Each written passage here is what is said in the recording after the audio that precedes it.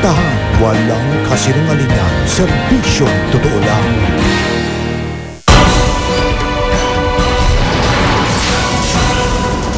Limamputpito ang kumpirmadong patay, habang isa pa ang hindi mahanap hanggang ngayon.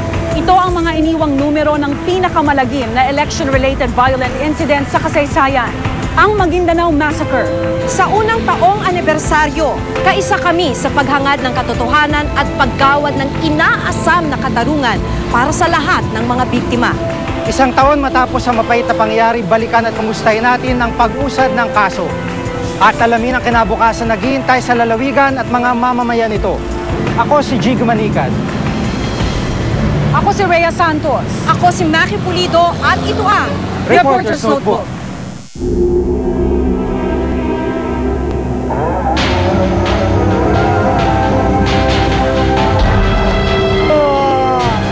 Alam na bata ko na. Isang convoy na maghahain sana ng kandidatura ng kandidatong babangga sa isang makapangyarihang angkan. Nauwi sa madugong pangyaring gumimbal sa buong mundo at nag-iwan ng maras na marka sa kasaysayan ng pamamahayag.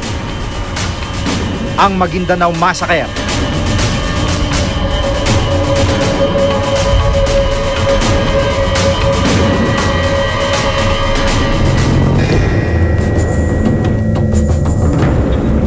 Isang taon makalipas ang karumal-dumal na krimen, muli naming binalikan ang pinangyarihan ng massacre. Ito na yung paakyat dun sa Barangay Salman kung saan naganap mismo yung massacre. At ngayon ay nakasakay tayo dito sa Hummer ng mga sundalo. Mapapansin nyo po na talagang napakahigpit ng seguridad at tutok itong mga sundalo para masiguro na walang mangyayaring aberya sakali may magtangka sa convoy na ito.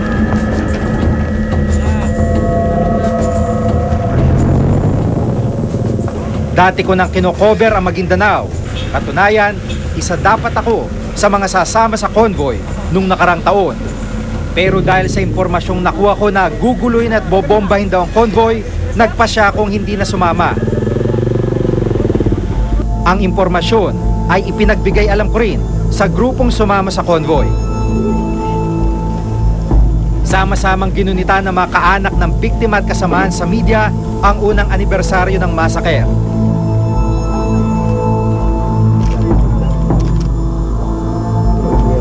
Ito ang pangatlong pagkakataong mabibisita ko ang pinangyarihan ng krimen.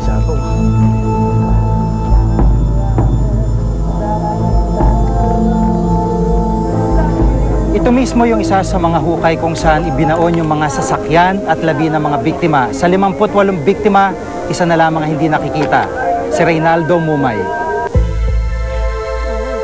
Gano'ng kahirap po para sa pamilya na yung lahat nakita na maliban sa tatay? Mahirap kung sa mahirap kasi walang closure sa family.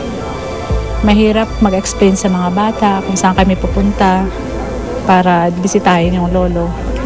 Kaya kung makita mo, nandito yung mga anak ko, kasama ko. Dahil gusto nilang makita yung libingan ng lolo nila.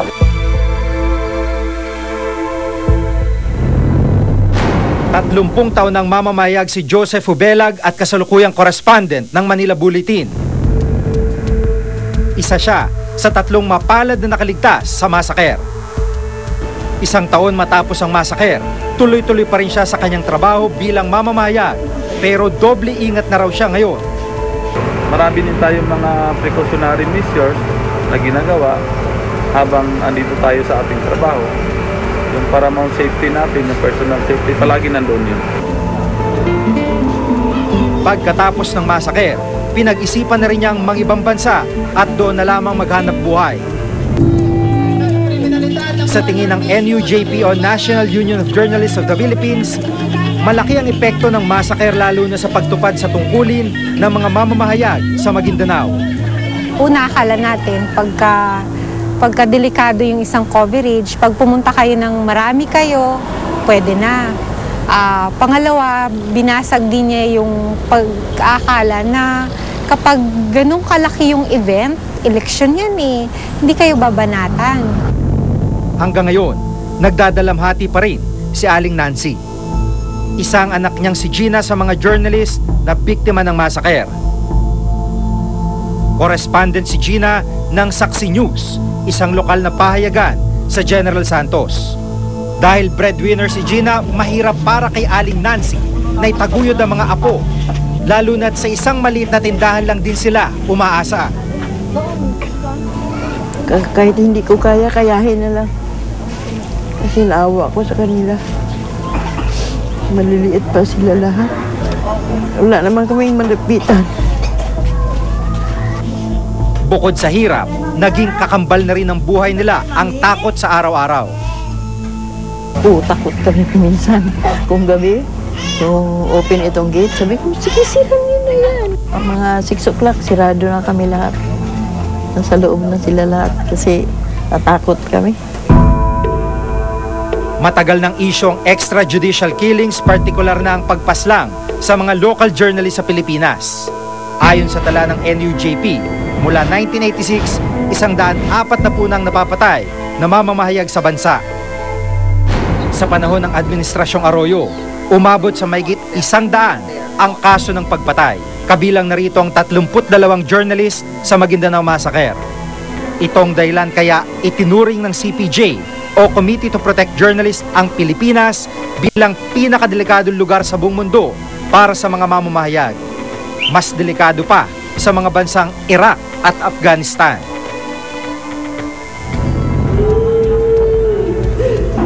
Isa rin ang asawa ni Mirna Reblando na si Bong sa mga napaslang na mamamahayag sa Maguindanao. Tila matagal pa raw ang hihintay nila bago makamit ang hustisya. Para sa akin, sobrang bagal, lalong-lalo na noong dating administration. Kailangan lumabas talaga ang katarungan dito. Matapos ang massacre, agad inaresto ang mga itinurong pangunahing sospek sa krimen, ang mag-aamang Ampatuan, ang gobernador ng Maguindanao na si Andal Ampatuan Sr., Autonomous Region in Muslim Mindanao Governor Zaldi Ampatuan, at si Datu Unsay Mayor Andal Ampatuan Jr. Noon pa man, itinuturing ng kanilang pamilya bilang makapangyarihang angkan sa Maguindanao. Excuse me po. Hindi ko po alam. Excuse me po. Lumabas po para po pagkita ng publiko na hindi po totoo yung binibintang sa akin. Hindi po. Sa araw mismo ng unang anibersaryo ng massacre, nadakip ang isa pa sa sospek na si Miswari Ampatuan. Ayon sa pulisya, civilian volunteer siya ng mga Ampatuan at nasa bahay nung mangyari ang massacre. Anong dahilan? Bakit kayo huli ka? Ewan ko, sabi nila, kasangkot daw ako sa massacre. Hindi ka ba nag-CBO doon sa mga Ampatuan dati? Hindi. Isang linggo naman bago madakip si Miswari, isa pang Ampatuan ang nahuli ng Task Force Maguindanao. Siya si Manny Ampatuan, pamangkin ni Andal Ampatuan Sr. at konsehal ng Datu Saudi Ampatuan sa Maguindanao. Katulad ko, nasinti ako tao. Huwebes ng nakaraang linggo, inilipad na siya mula Cotabato patungong Camp Bagong Diwa sa Maynila, kung saan nakadetine ang mga Ampatuan at mga membro ng Civilian Volunteer Organization na sospek sa krimen.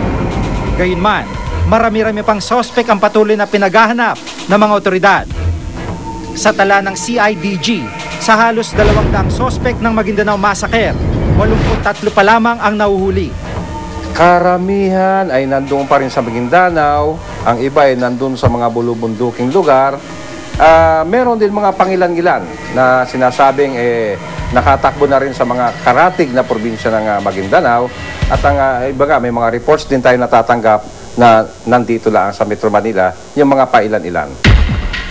Nanganganib bagyang mga tatayong testigo sana sa kaso. Napatay mismo kasi ang sospek na naging witness na si Sway Bupham noong Hunyo, habang pamilya naman ng ibang testigo ang naging biktima ng pamamaril. Siyempre may agam-agam yung mga gusto magtestigo, no? Dahil meron namang mga talagang napatay na. No? Yung isang tao na gusto sana magtestigo na hindi man lang napagbigyan na pumasok sa Witness Protection Program ay pinatay. No? At yan ay nagpadala ng mensahe sa mga iba pang tatayo na baka mailagay din sa abirya ang kanilang mga buhay, no, kung sila ititestigo. Kung ang mismo mga saksi sa kaso ay tila hindi kayang protektahan ng pamahalaan, nangangamba mga prosecutor na dahil dito, pati ang kaso laban sa mga Ampatuan ay walang mahahantungan. Ang ating sistema ng batas, hindi siya isinulat para sa isang kasong ganitong kakomplikado, no? Na napakadaming mga testigo, napakadaming nasasakdal, napakadaming mga biktima. Hindi kasi tayo nagkaroon ng karanasan sa tinatawag na mass murders. Habang tumatagal, lalo nagiging masalimutang paghanap ng hustisya para sa mga biktima.